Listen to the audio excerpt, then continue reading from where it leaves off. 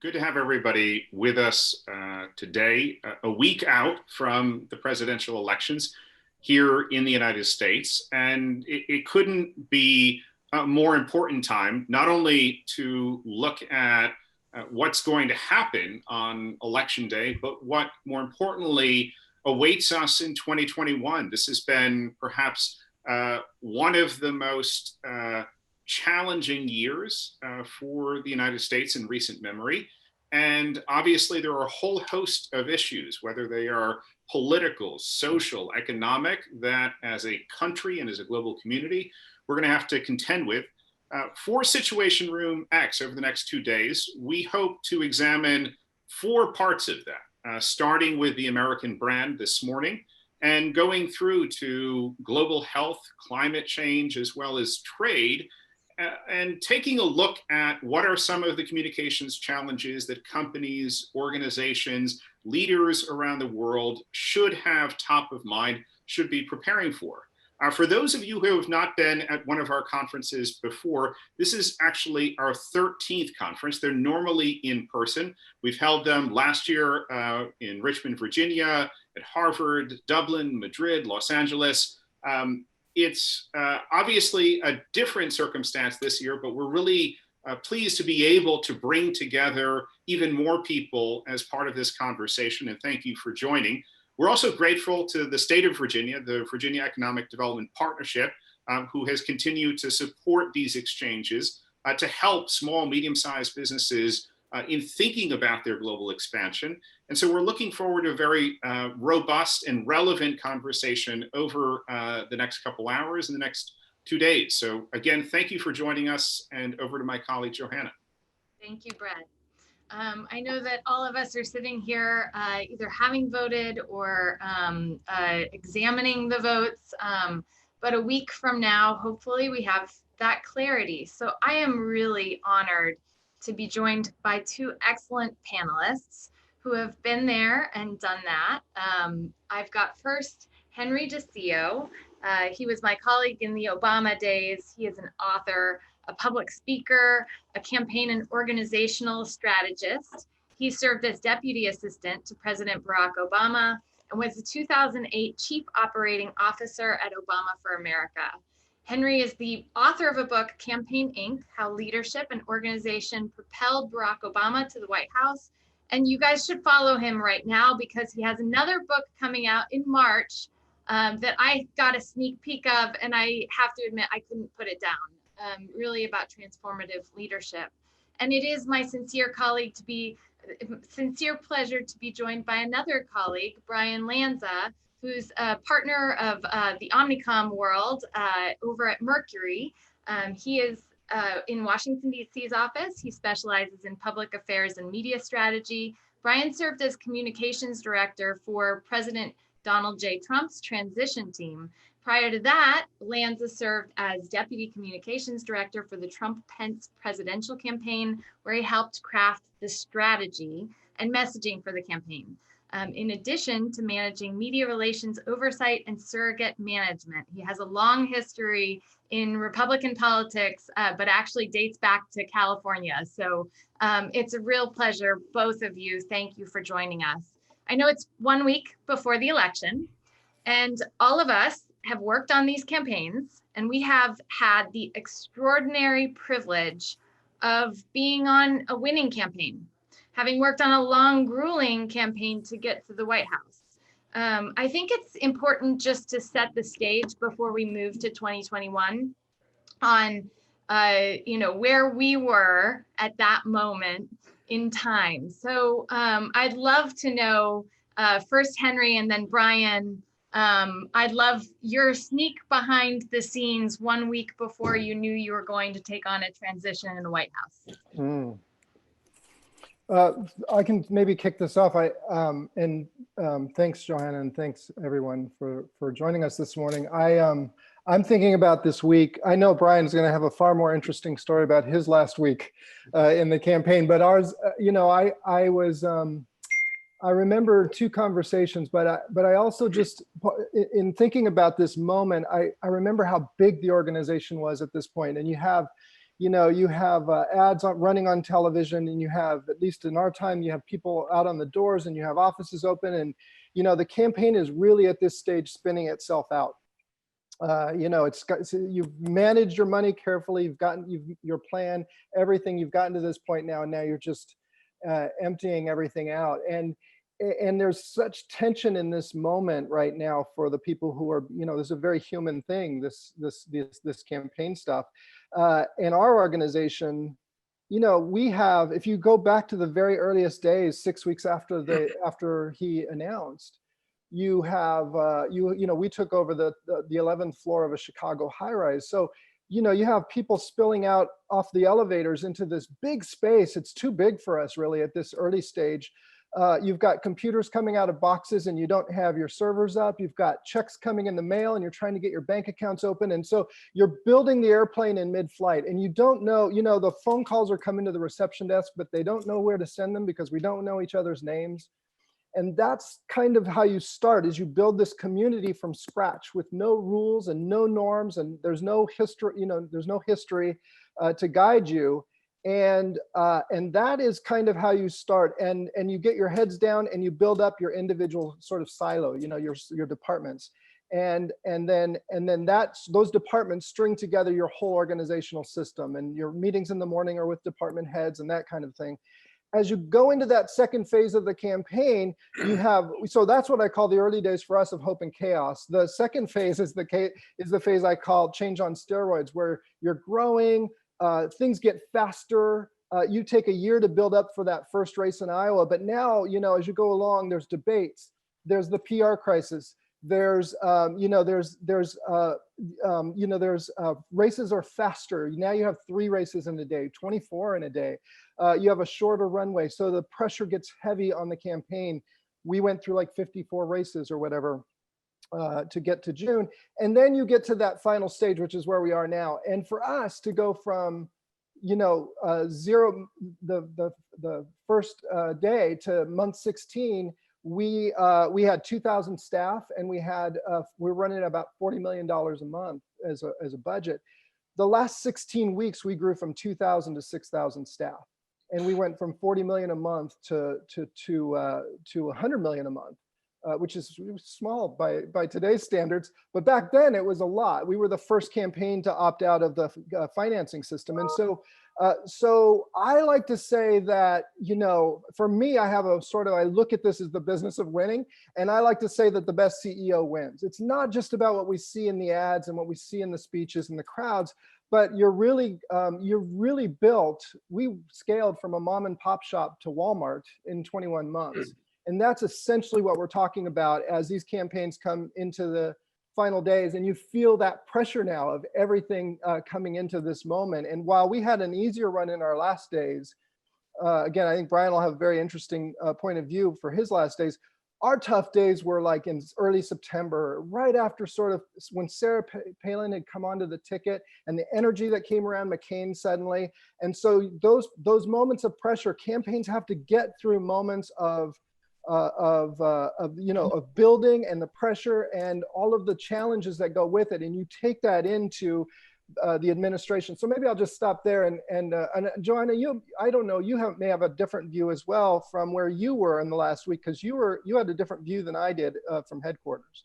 Yeah, no, definitely out on the road. And Brian, I know that when you guys were out on the road, everyone was kind of doubting that Trump could win, right? And there were stories coming out like, there's no way he could win. This was the first election. And I remember the re-elects too. You're actually governing and you're trying to manage a campaign. So Brian, a little bit about, I know the transition for the Trump team last time was a little unusual. Tell us about that. Well, I mean, for me, the last week of the campaign going into the transition was just sort of a hurry up and wait. You know, we had survived Access Hollywood. You know, everybody expected that to be the final straw that broke the camel's back. You know, we went down 2 points and then we stabilized and started gaining momentum.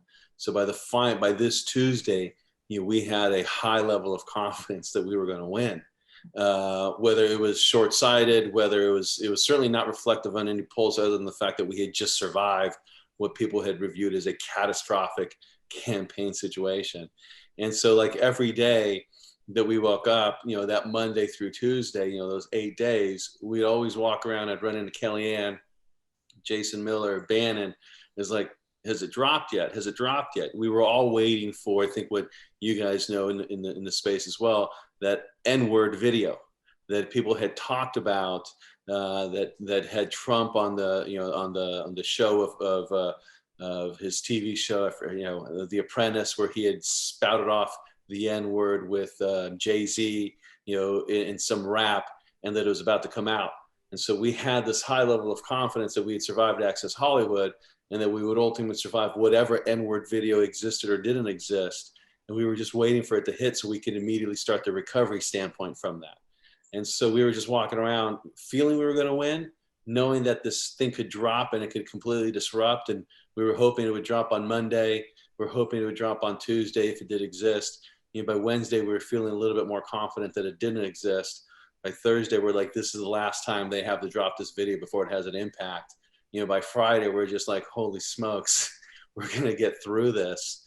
And then by Saturday, it just sort of hit the point like, all right, all these silly meetings that we were having about transition, now it's time to read up. This binder you actually have to govern. Yeah, absolutely. I mean, believe me, this binder that had been on my desk that I had never opened, it literally had dust on it.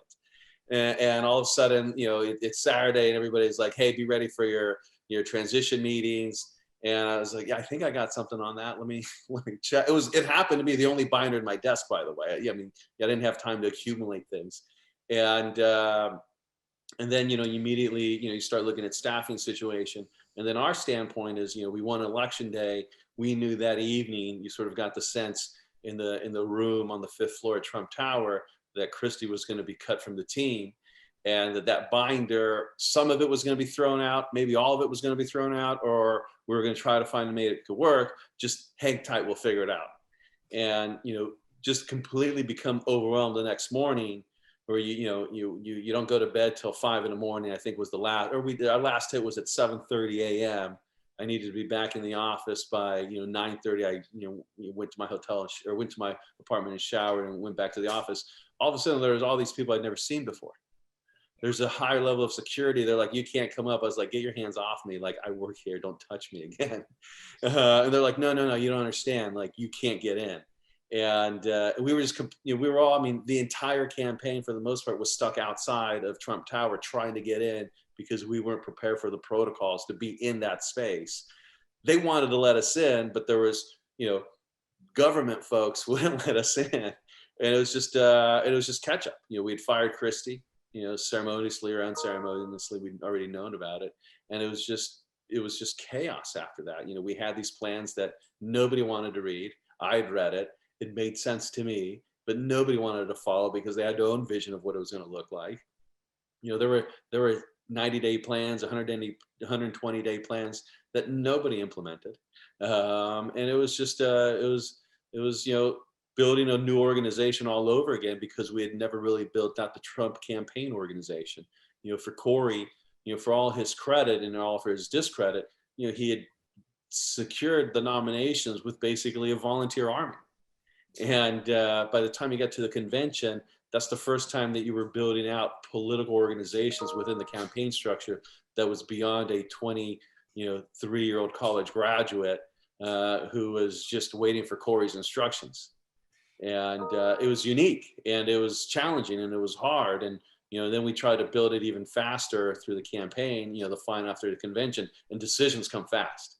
And when you're doing, TV and media, those things come, those things move on a, segment, block A can be, block A is much different than block B than block D on a bad day. That I can tell you. And it just speeds up.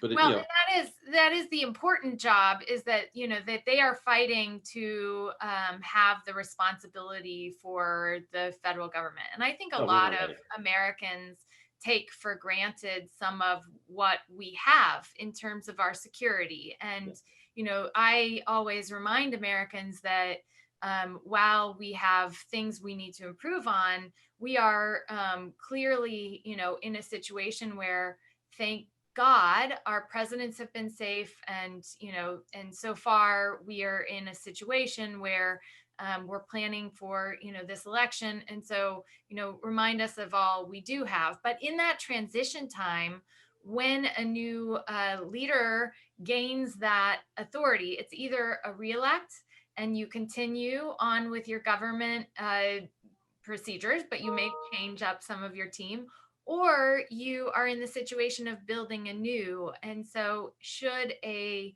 Vice President Biden come into office, it's interesting, Henry, because I understand they are fully planning a transition of every agency, and there has been a simultaneous team that has been building this while they've been working on the campaign to make sure that they could take on the government with the stakes so high. So tell me about that transition period, and what you kind of lose and what you gain, as you go into the White House. Well, it's interesting what Brian said, because in the reelect, things are probably different. You already have some continuity that you're bringing forward. For the new incoming president, you're going to have a different set of circumstances. I do remember the same thing. I remember when people started snooping around from this thing called transition. Again, many of us who come into government through the campaign, we haven't been in government per se before. And that was certainly the case for us. Most of the experienced people had gone into Hillary's campaign, and even then, I don't know how many in her campaign had been in government before. For us, we didn't have anybody. I remember, the same thing, like thumbing through this thing called a plum book, because we're supposed to figure out like what kind of jobs they had, and oh my gosh. and I am like, well, what kind of job would I want to have if I was to go into government? They have like a assistant to the president and deputy assistant and special assistant. I thought the special assistant was the one, that was the real special assistant, but in fact, it's the sort of the third in the line of command, right? So you're really you're so focused on that finish line that you're not thinking about about the transition. And when people start coming around, it feels like fitting the drapes. There's just nothing about it that feels right. No. And I would imagine that even Biden, who's got experience in government, a lot of his people are going to be, first timers who are coming into this as well.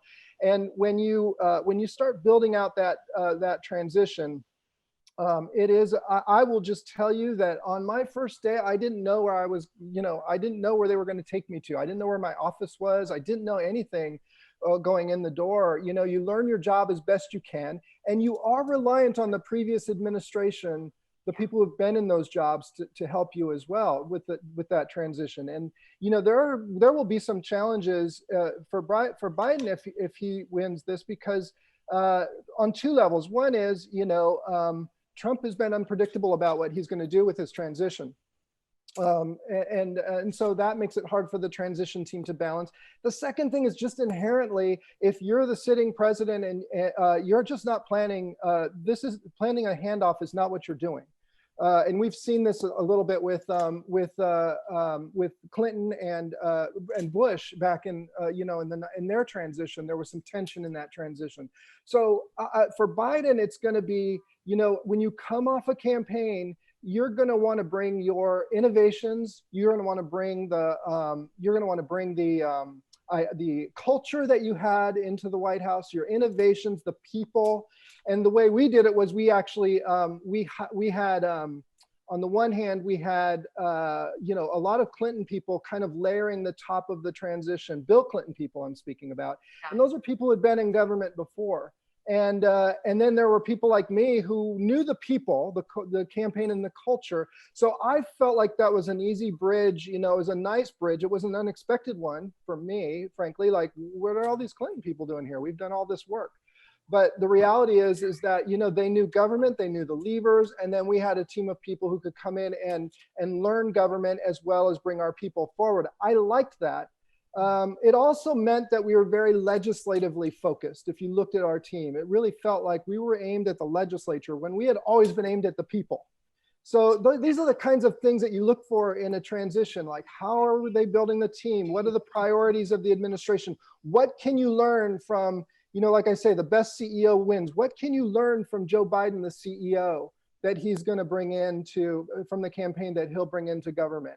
And I think you get a lot of clues from the campaign that way.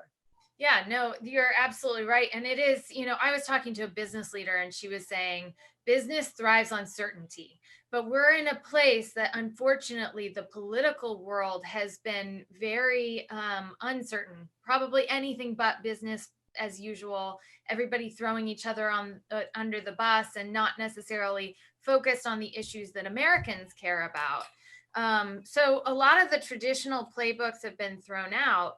Is this what we have to look forward to in 2021? Or what does 2021 look like? Should Trump win again, Brian, I'm curious, does he go fully in America first, still it's the Democrats' fault for everything? Or, do we expect anything different from him? Listen, I think, should Trump win, you're going to see a strong focus on finishing phase one and doing phase two with Chinese. And if we're successful, and I hope that we are, you're going to see a de-escalation of our trade conflict with China.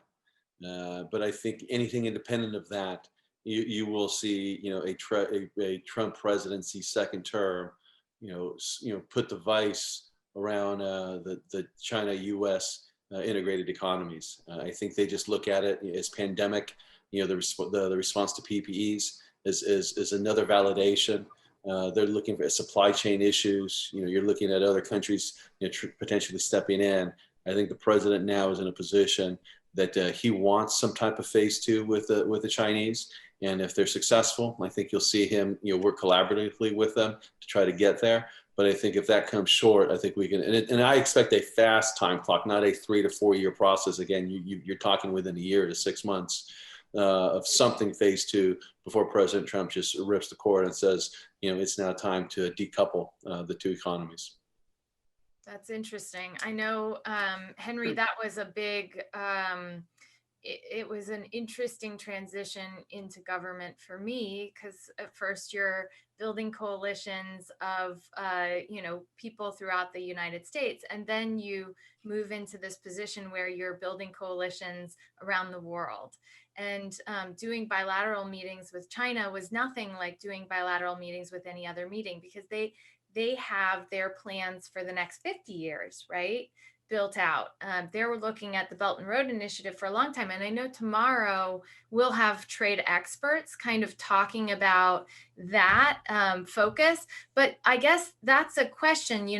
Joe Biden knows that there's been issues, right, with China. And I think that the Obama-Biden administration was really trying to work with the region to build collaboration instead of America first, right? It was building partnerships. Do you think that's what Biden goes back to? Or because of the populism that's come out on the left, do you think that he will have a hard time going back into any of those international agreements? Well, it's so hard, it's so hard now to govern, right? Because we live in this world now where we have everybody's got opinions, and we're all empowered, and so it really complicates the leadership landscape. But I do think that what we will see, a little bit to your point, is I think if you look at this sort of CEO component, I think you see CEOs are manage culture. There's more than just sort of policy. There's culture. And that is the sort of who we are as a country, not just your organization.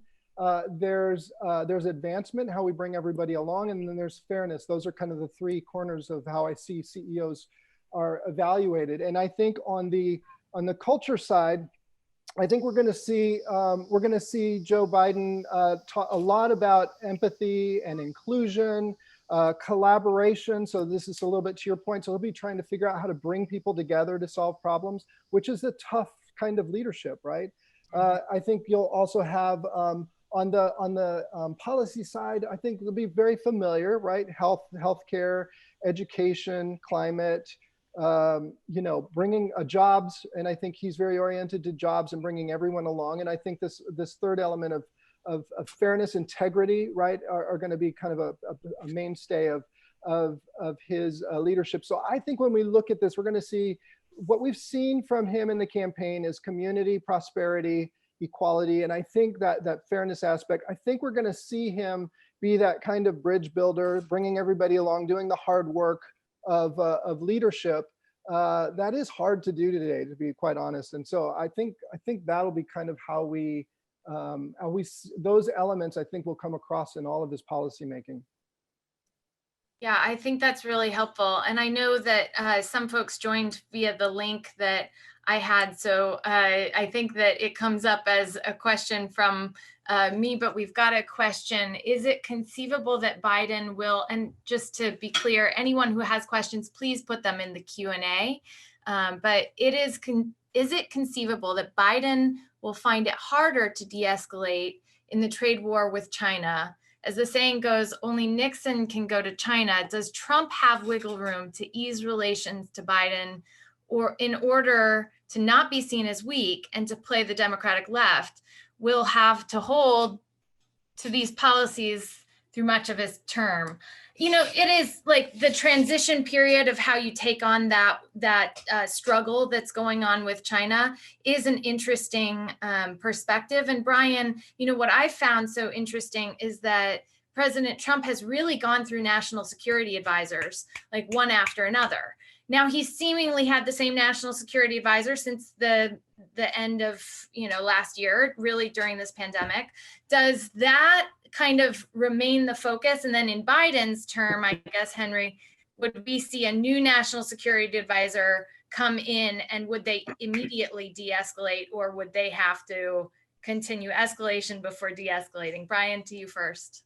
Yeah, listen, I would say the relationship with the US and the Chinese government has changed dramatically during the Trump era. And I think they've hit new boundaries to that relationship that you necessarily can't go back. So even if Biden wanted to undo some of these Trump, policies, it becomes politically difficult and challenging. I mean, we found it difficult and challenging to undo some of the Obama foreign policies pretty quickly, as we wanted to do, because smart people are setting it up that make it difficult to unwind. The same thing's going to happen here. If Biden's looking to unwind some of the focuses that the U.S. has had with respect to China and foreign policy and human rights, I suspect they're going to make it difficult for Biden to unwind, the lasting legacy of what Trump wants. The relationship has just changed forever. I think, look at what they've done with the Trump administration has done with Huawei. This was a domestic company that moved to become an international company, spent billions of dollars in creating out their infrastructure. And years later, the Trump administration comes in and says, hey, we have a problem, rip out and replace X, Y, and Z. And now, this international company's, losing billions of dollars as investment because of a policy change. If you're a Chinese company, domestic company looking to expand international, how do you not look at the Huawei model and say, before I become an international company, I now have to find a way to mitigate my risk in Washington, D.C. first. Because what you don't want is a situation where you invest billions of dollars and then D.C. has an issue and causing you to lose billions of dollars in your investment. And so I think that's where the U.S.-China relationship is. And if you're talking about companies in mitigating and navigating risks, I think if you're a domestic Chinese company, specifically technology, looking to enter the international marketplace, how do you not have a footprint in Washington, D.C., knowing full well when they leverage their pressure, they're going to win?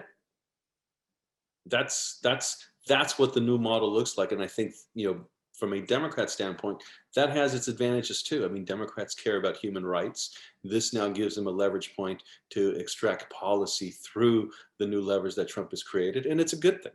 Some would say it's a good thing. Yeah. I'd just also say that you'll get clues, again, in the Biden case, you'll get clues from his appointments in the transition. And it's not a small thing. I do remember those early days of the transition from Obama to Trump. And I remember him sort of talking like an HR manager. He was like, and the people. And he came out away from this meeting with Trump, and it's like, oh, it was, we talked about the people. But the truth is that in that transition, and for Trump, it was interesting because I don't think he had a big campaign from all the reports, right? So so you fill 4,000 positions in government. We had 6,000 people, so there was plenty there. And if you are so if you're looking at sort of the people that Biden puts in, is he going to bring, again, is it going to be that layer at the very top of Obama people, or is he going to bring some distance and bring some different people in?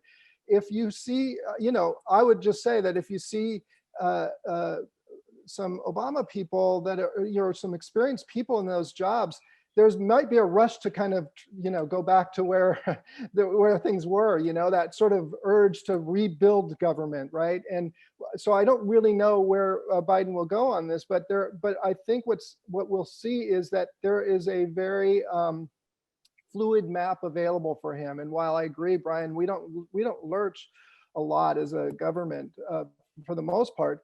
I do think that he's going to have a lot of room to bring his own personality and his own leadership into this moment that may be quite different from what we've seen from the previous two presidents.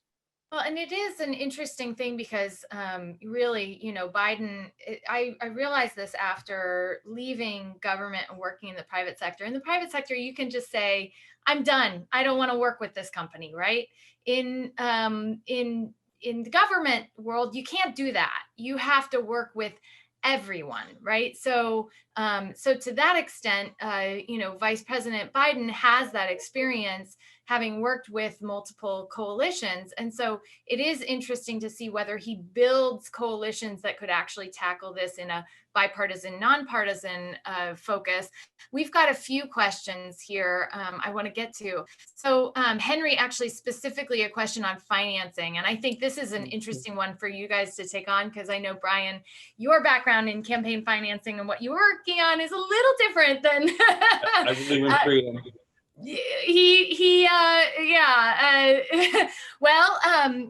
So Citizens United, I know, Brian, you have some experience there, but Henry, the question was, do you think the Obama campaign's decision to forego public financing hastened the collapse of the presidential public financing system, or do you think it was inevitable that we would move to private funding and more expensive campaigns? Because we are seeing insanely expensive campaigns, which of course, drives out anyone who doesn't have connection to money. And if it did hasten the move to private funding, is it a good thing? Or would America be healthier with a more constrained campaign costs? Yeah, I mean, in going back to think about that too, it was always looming for me, sort of as the organizational manager, it was looming for me for many months. I remember, I guess it was around June when we announced that we were opting out, but I never was fully sure what we were going to do. I thought it seemed like we were going to do that, but up until the moment, you're going with that as an organizational manager. And I will tell you though that one of the reasons, maybe separate from all the issues of how it changed campaigns and all, I do remember we talked a lot about the fact that if you were to take the financing, it really meant that you would get, I don't know, $80 million.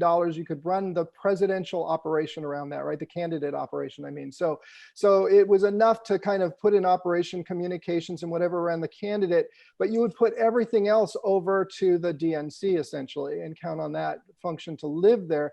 And we just didn't think that made sense from an organizational point of view to separate the candidate from that operation. And again, he was the CEO on the one hand, but on the other hand, that energy would have just kind of gone over somewhere else, and you don't have the same ability to navigate, control that and manage that. And we thought it was our supporters were our best asset, and that energy was our best asset. So on some level, there was a consideration about what this would mean for the organization. And now we're not going back, I don't see a candidate going back to that.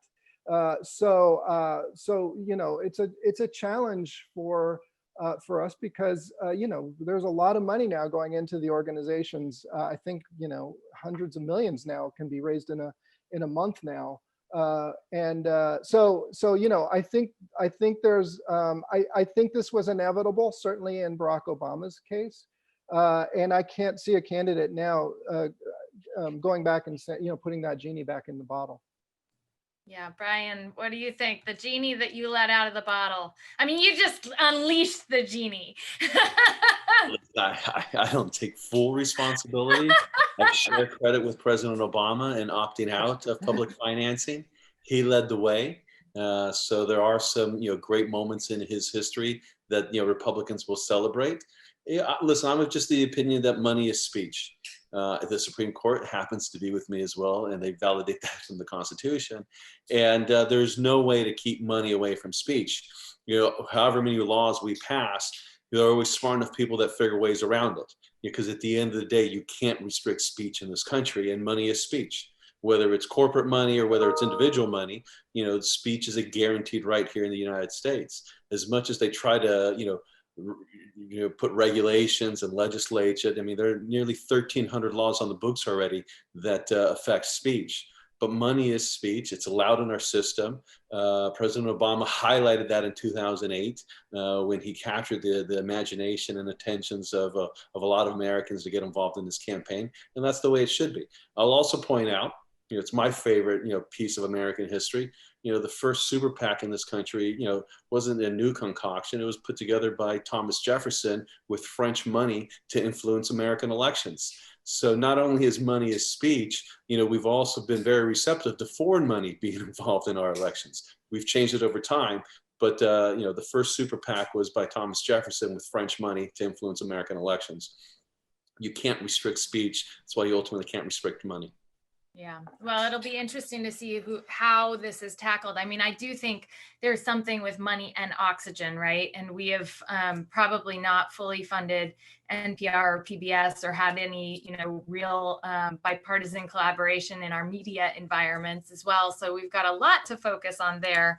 Another question is there too much focus on operational aspects of leadership instead of what quality leadership is required in the US and across the world to solve global problems like climate action and other interrelated issues? And to that same question, there is the question of some of the Trump policies, speaking specifically to those that have affected the environmental and climate change programs. Can you guys speak to that really quickly? Because I think a lot of the world recognizes that if we don't act together on some of these big problems that threaten our environment, that we may be in a situation where we can't act together. Is it incumbent on the US to do that? And if so, how do Americans actually focus on that leadership?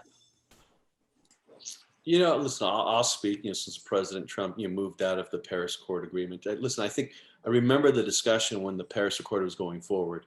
Is this a treaty? Or are you going to ratify it through Congress? And I think President Obama realized he didn't have the political capital. The American political will isn't there. And he tried to sort of bypass and create this new system where he could become part of this Paris Accord without it actually being a treaty ratified by Congress. Listen, I think the way you make these substantial changes, the way you make these next generation changes that need to happen, aren't by playing sort of politics with the mechanisms of leadership and say, no, it's an accord, it's not a treaty.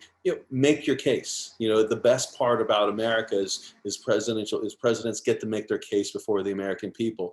And if public opinion is shared by them, you're moving the needle. If public opinion is not, that's a representative of our democracy that just doesn't want to move that far as where some of the rest of the countries are. Or the case isn't, or it could be that the deal's not a good enough deal for the American people and they see right through it. But I think playing the games of this is not a treaty, but we want enforcement of a treaty, those things ultimately lead to further division in this process. If climate change is a priority to the American people, it'll be reflective on, if they support this and if you're able to ratify some treaty. I think anything independent of that is just doing the same thing that was done before. The next time there's a Republican president, they'll unwind it and then no progress is made. Make your case. The beauty of an American political system. Go to the media. I mean, they're on your side. The media's on your side. So it's not like you're making an uphill case. For President Trump, he has some media on his side. I felt like we never had any media on our side. No way. No way. No way. I'm sure we could have a whole other offline about that. No way.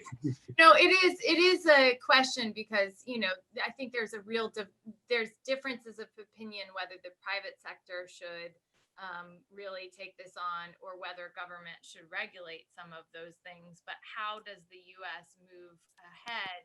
And, can companies kind of be part of that coalition that leads on a global scale? Would be, I think, really interesting. And Henry, I don't know if you want to chime in on that. I know we've got a number of questions I want to get to, including a question about Israel. I know President Trump said right when he came into office that he was going to move the U.S. Footprint to Jerusalem, and he did. And he has subsequently continued trying to work on a peace deal. How would we see the normalization between Israel and its neighbors unfolding in either administration? Do either one of you want to talk to any thoughts there? Well, I think generally speaking, and not to both of these questions, I do think we're going to see a very different kind, and it was to the original question about tactical leadership, I think. Is it just about operational leadership? I don't think, I think there are a few components to leadership. One is the sort of the climate, the culture. The second is your policy. And the third is sort of, those ethical questions, integrity and so forth. And I think what we're going to see is Joe Biden's approach to all of these issues is going to be very inclusive. It's going to be about bringing, I think we'll find very much in his case that he'll be inclined to bring different coalitions of people together around these different issues. That's kind of his way, I think, of working, where he would prefer to bring a lot of people around the table and hear it out. And then I think he will use the lever. I think he's confident with the levers of government. I think he feels like he understands foreign policy. Those levers. I think he feels like he understands Congress very well. So on some level, I think he's going to be inclined to look at how to bring people together and to work within the possibilities of what government can do with people. And I think that we're going to see a little bit of government. We have government by the people, for the people, of the people, for the people. I think we're going to see government with the people. I think Joe's style is that way. And I think he'll bring that to a lot of these issues as he's looking at how we bring everyone along and getting a good sense of the landscape before he makes decisions. Yeah, Brian, do you have any thoughts before I know we have a number of questions, so I'm happy to move. You can move on to the next question. Yeah, I was going to say we've got a lot of questions about public diplomacy, but also about brand America versus a brand Democrat versus a brand Republican. And do American companies have a responsibility to speak out on issues of human rights that may impact market access, like what's happening to the Uyghur population in China? And actually, Brian, Porter Novelli did a survey that they were trying to check out the public sentiment, and the vast majority of Americans did want companies to speak out in places where human rights were being abused or some of the American values were not being implemented. What do you think about that? And in terms of the President Trump's role in that conversation? Listen, I think the President Trump has brought the profile of the Uyghurs to the forefront, probably more so than any president, because it's still a relatively new issue. As for brand, Americans' involvement in the space, you have to look at it through, if you're going to look at it through the lens of a Trump supporter, how are you not critical of the NBA, with their investments in China, with where they are there, with what's going on, and them turn a blind eye, to the Uyghur situation. I think companies, if you start this trend, you're going to have a lot of American companies, a lot of American brands that look at China as the economic future and sort of feel the challenges of being critical of anything China with respect to being allowed to enter the marketplace. And then that just doesn't become sort of this full economic model that we want, where some companies are willing to be critical of what they see as a human rights violation of mass incarcerations equal to that of the Holocaust, and other companies staying quiet because they get market access. I think it's best left to the policymakers, because when your businesses gets in, now you're getting in a very difficult situation where some businesses can lean in, and more popular businesses are forced to lean back. And that's just not the space that business needs to find themselves. I'm sure that's not the space that business wants to find themselves in. Yeah, no, I appreciate that. And it's a complex situation around the world. I think we've got some questions on our neighborhood. I know that the panel on healthcare is going to start shortly. So those questions that are about the healthcare industry can probably be answered in that panel by the World Health Organization and Health and Human Services. I don't know if there's any other questions that you guys would really like to chime in on. I know that this panel has gone so quickly, and we really look forward to following up with folks specifically about some of the questions. I know the question about the immediate neighborhood with Canada, Mexico, what any trade deals or what trade looks like in the future is one that we can also probably answer tomorrow. But if you guys have any last thoughts, I do want to give Brian and Henry the chance to say them.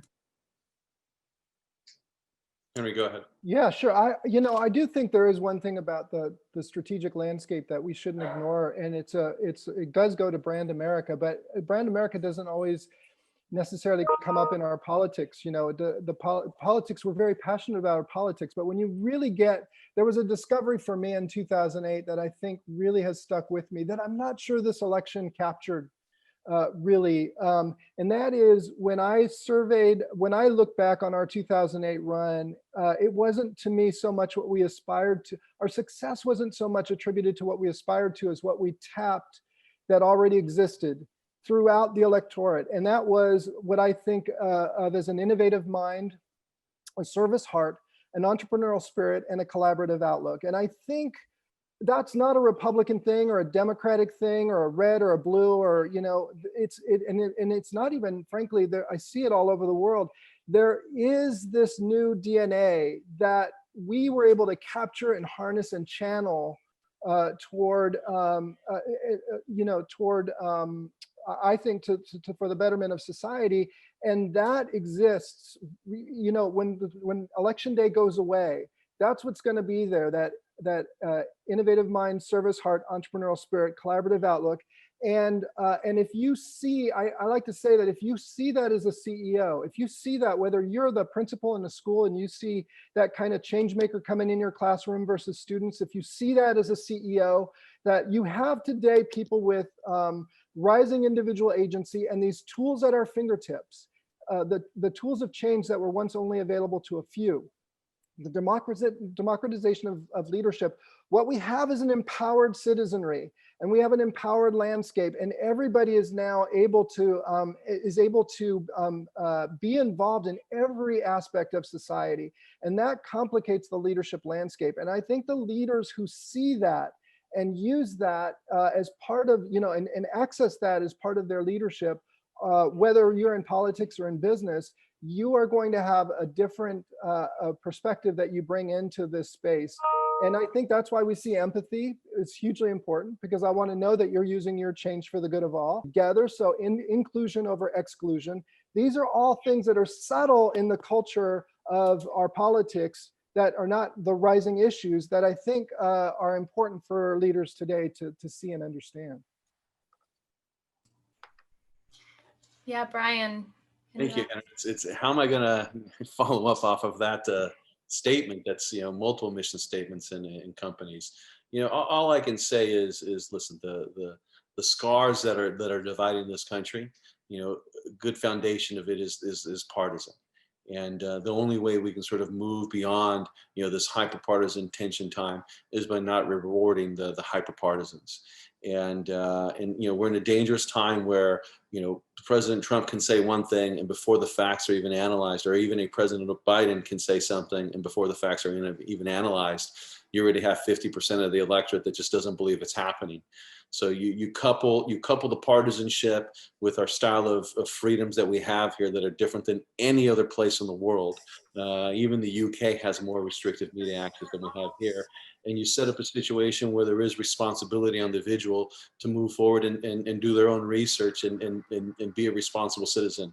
We're in a disinformation age. and disinformation with partisanship is very bad. We've seen it in the last 4 years. It only gets amplified, and we have to find an off ramp. And we've got to be a part of the conversation that provides that off ramp, because only more information and disinformation is going to be flowing. And as the hyperpartisanship gets worse, you're going to see that the opportunities for collaboration just don't exist, and that's bad. Yeah, no, I think you bring up the point which Henry's talked about a lot, is that this is humans, right? And the idea of how we can actually bring humans together to find more rights, more solutions, and get them to the global audience should be the goal. So I thank you both so much for joining us and this lovely panel. I know Brett, my colleague, will be moderating the next panel. Here you are again, Brett. Brett, I know we want to thank you again, Brian and Henry, for your insights. We look forward to following up with any questions that remain, but you both gave a lot of insight into what to expect during the transition, and hopefully 2021 is going to be a time where we can all find some grace and come together.